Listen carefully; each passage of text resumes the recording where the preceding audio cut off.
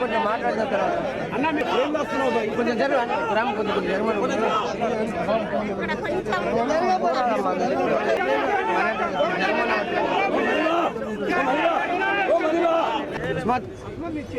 మొన్న ఫిబ్రవరి 11వ తేదీ క్యాసంపల్లి మున్సిపాలిటీకి అక్కడ 22 వార్డులకు గాను బీఆర్ఎస్ పార్టీ సిపిఐ మేము కలిసి పోటీ చేసి వచ్చిన తర్వాత కాంగ్రెస్ పార్టీ మంత్రి వివేక్ నేతృత్వంలో పోతే అక్కడ 8 కార్లతోని కాంగ్రెస్ వాళ్ళు 2 కార్లల్లో 17వ తేదీకి వాయిదా వేసింది. 17వ తేదీ నాడు మా ఎన్నిక తర్వాత 16వ తేదీ చైర్పర్సన్ ఎన్నిక క్యాతన్పల్లిలోని మా నివాసంలో వాళ్ళకు వెతుకపోయేటటువంటి కిడ్నాప్ చేసేటువంటి ప్రయత్నం చేశారు. ఈ విషయం తెలిసి హైదరాబాద్ నుండి 14 మంది కౌన్సిలర్లను తీసుకొని మేము పోతా ఉంటే